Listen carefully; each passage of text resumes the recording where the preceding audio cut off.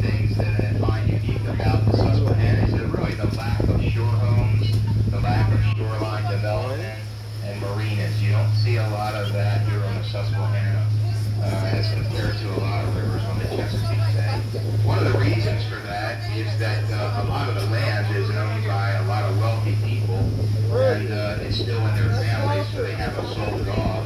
But the other reason is that the river, when it freezes up in the wintertime, and it can get as deep as a foot thick, when that ice breaks up as it flows down, it will literally knock anything out of it, knock anything down that's not either concrete or steel. So you don't see a lot of traditional wooden piers here. The only thing you see are like steel pilings with floating docks. All right, off to the right, starboard, you're going to get a real quick glimpse of Conowingo Dam. Conowingo Dam is right there in between Spencer Island and Cecil County shoreline. Conowingo Dam is the third largest hydroelectric plant in the on the East Coast of the United States, but the East Coast. And on an average day like today, it's flowing about 30,000 cubic feet of water a second. That equates to about 10 tractor trailers going over the dam every second. But you'll remember, if you're from the area, that Conowingo was in the news quite a bit last year because of the flooding that was happening up in upper state New York and Pennsylvania. Remember, all the water that's up there eventually find its way down here to the Susquehanna. Well, when they did that, they needed to open up spill gates to keep the dam from being compromised. And at the worst time, they had 22 spill gates open. And when that happened, you were flowing about 1 million cubic feet of water a second. And if you want to put that into a visual, that's 3,000 tractor trailers going over the dam every second. Well, with all that water entering in the bay, so the third characteristic about the Susquehanna being so unique is that with as large as the Chesapeake Bay is, which is over 7,500 square miles large, the Susquehanna provides half of the fresh water to the Chesapeake Bay.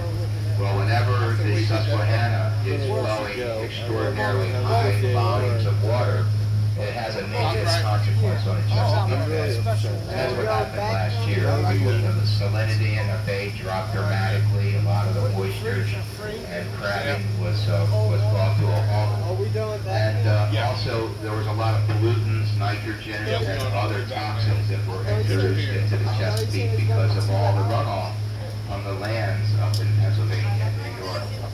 So this year we've had a great summer. We haven't had a lot of rain. There's not been a need to open up any spill gates, and the quality of the Susquehanna is really good.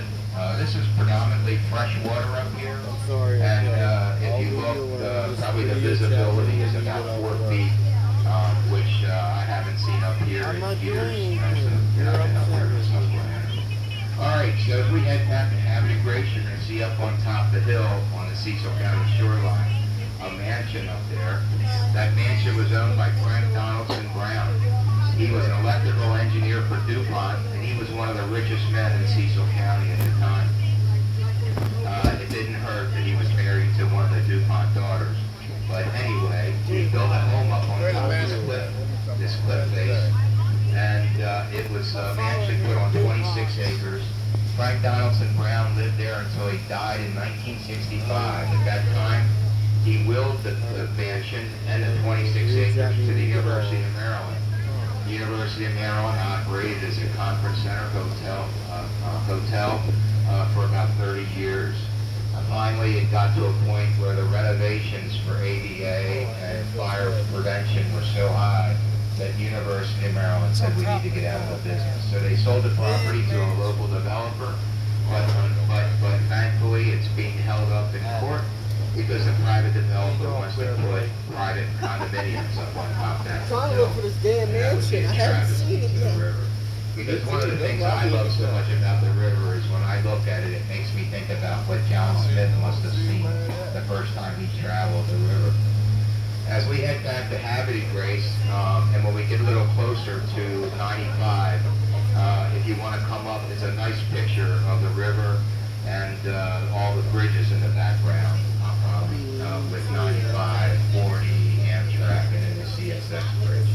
So let me know, or if you want me to slow down, or